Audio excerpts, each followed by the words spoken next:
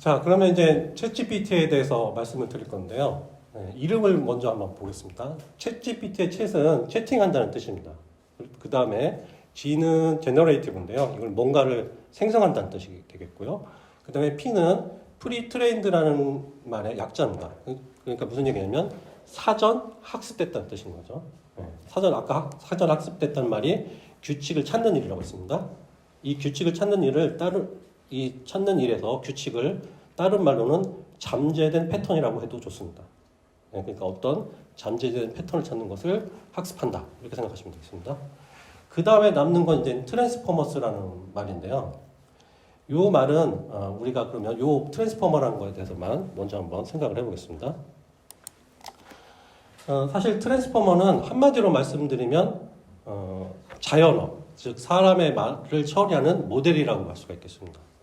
그러면 컴퓨터가 인공지능이 사람의 말을 처리한다는 것인데 이 사람의 말을 어떻게 처리하는지를 생각해보면 결국은 단어를 어떻게 컴퓨터에 입력하는가 이 질문을 바뀔 수가 있겠습니다.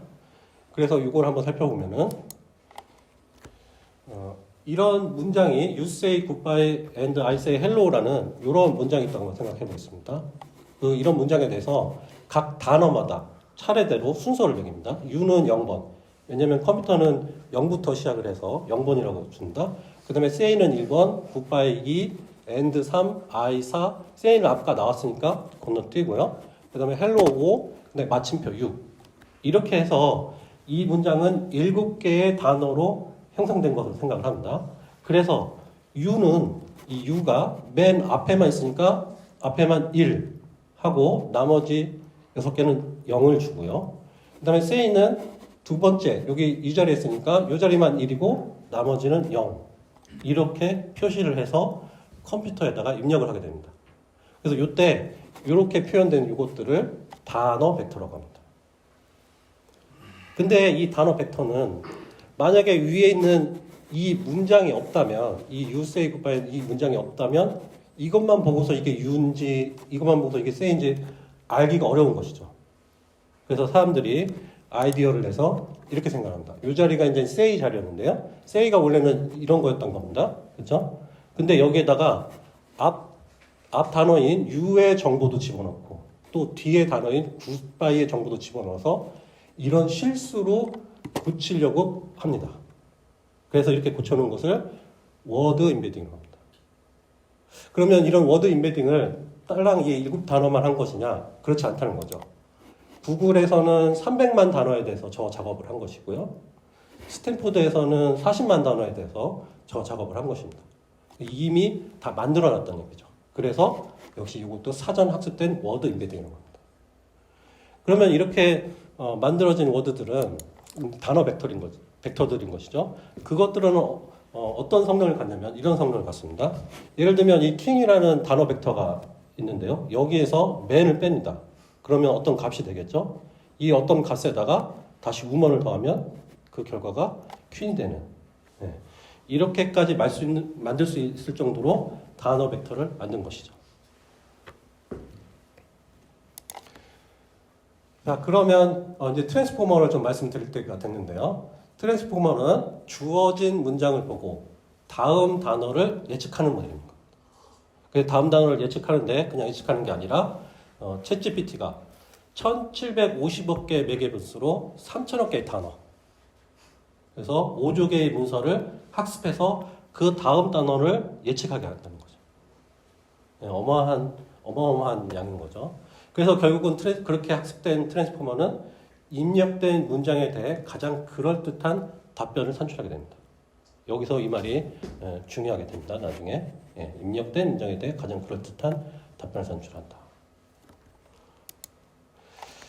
그래서 이제 챗GPT는 저런 어마무시한 학습을 하게 되는데요. 그때 GPU라는 것을 사용합니다.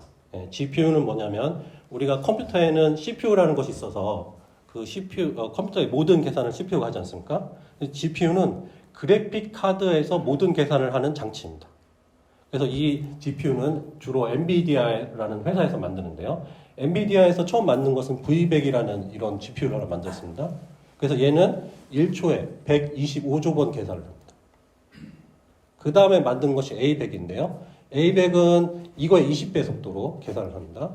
그래서 챗GPT는 A100 만대로 100일 동안 학습을 합니다.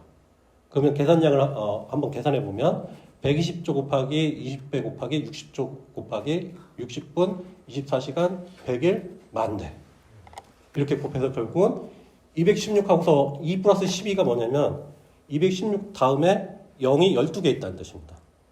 그만큼의 어마무시한 계산량을 계산했다. 이렇게 되겠습니다. 그래서 결국은 챗GPT 학습만 보면 1750억 개, 매개 변수도 되게 많은 거죠. 그 다음에 5조 개의 문서로 학습했기 때문에 대형 언어 모델이라고 합니다. 그리고 또 대형 언어 모델은 이런 단지 채팅뿐만 아니라 어떤 이미지를 만든다든지 어떤 법률을 판단한다든지 어떤 문서를 만들고 이메일 보내고 이런 일을 할 수 있기 때문에 다양한 분야에 이용이 될 수 있습니다. 그래서 다양한 분야에 이용이 된다고 해서 파운데이션 모델이라고 합니다. 근데 챗GPT가 그런 5조 개의 문서를 학습한 것뿐만 아니라 사실은 RLHF라는 학습도 또 합니다. 아까 5조 개의 학습이 끝난 다음에 다시 이 학습을 한다는 것이죠. 이 학습은 뭐냐면 Reinforcement Learning from Human Feedback 이 뜻인데요. 여기서 휴먼 피드백은 사람의 피드백을 얘기하는 거고요. Reinforcement Learning은 강화 학습이라고 얘기를 합니다. 이제 강화 학습이라는 것은 뭐냐면 챗 GPT가 응답을 내놨는데 그것이 좋은 응답이면 점수 플러스 1점을 주고요. 나쁜 응답이라면 감점을 하는 것입니다. 그래서 결국에는 챗 GPT가 최대 점수를 얻을 수 있게 학습시켜가는 것을 강화 학습이라고 합니다. 그러면 이때 이 최대 점수를 주는 것을 보상이라고 하는데요. 이 보상을 누가 주냐면 사람의 평가에 따라서 보상을 준다는 것이죠. 그래서 휴먼 피드백이라고 하는 것입니다. 그래서 결국은 RLHF로 학습된 챗GPT는 사람의 평가가 좋은 방향으로 답변을 선택합니다. 그리고 평가가 나쁜 방향으로는 답변을 선택하지 않는 것이죠.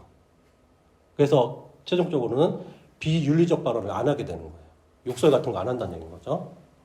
자, 그럼 여기서 저희가 한번 실제로 챗GPT가 그런지 한번 테스트를 해보겠습니다. 다 같이 한번 해보겠습니다.